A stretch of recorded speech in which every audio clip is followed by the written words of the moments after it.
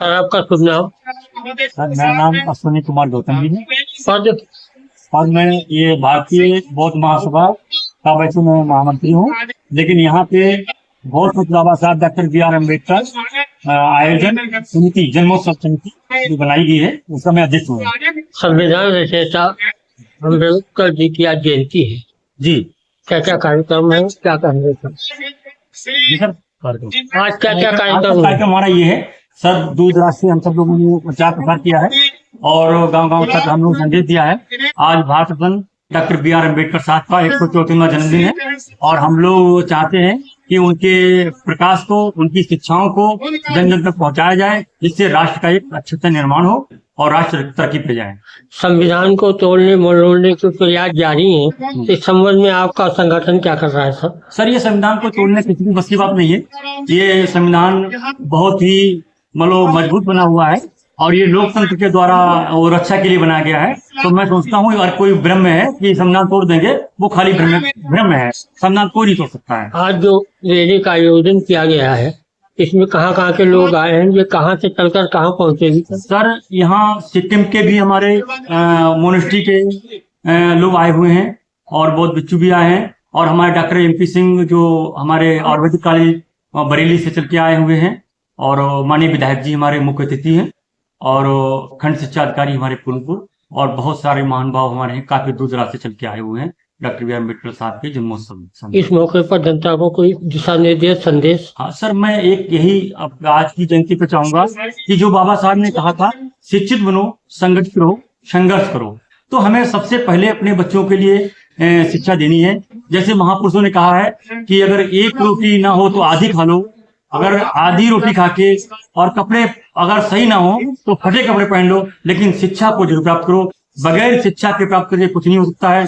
अगर सब देश के शिक्षित लोग होंगे तो हमारा देश तरक्की करेगा और ये हमारा देश बहुत ही दुनिया के अग्रणी देशों में शामिल होगा। सही सर। शर्मा जी, आज संविधान रचयिता राव अम्बेडकर जी की जयंती है, इस मौके पर क्या कहेंगे सर? भारत डॉक्टर भीमराव अम्बेडकर जन्मोत्सव बहुत धूमधाम से यहाँ मनाया जा रहा है। यही नहीं, इसमें बहुत देश मना रहे हैं, क्योंकि बाबा साहब खाली भारत में नहीं, विश्व के बहुत बड़े नेता हैं। बाबा साहब लिखी हुई किताबों को दुनिया के बड़े बड़े विद्यालयों में आज तक शामिल किया गया है।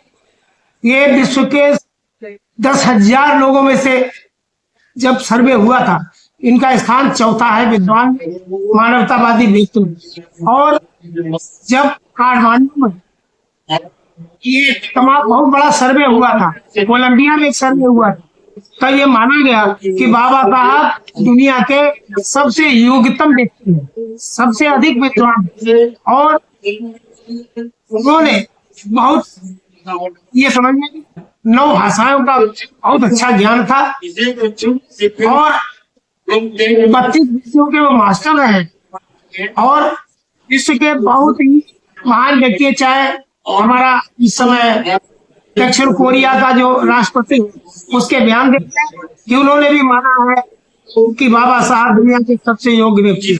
चाइना भी मान रहा है, सारे लोग मान रहे हैं। इतना जो भारत का पैदा हुआ, भारत के संविधान में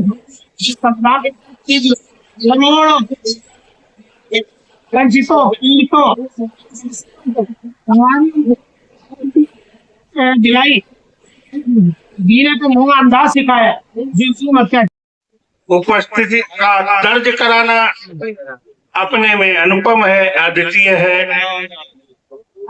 मैं आज 14 अप्रैल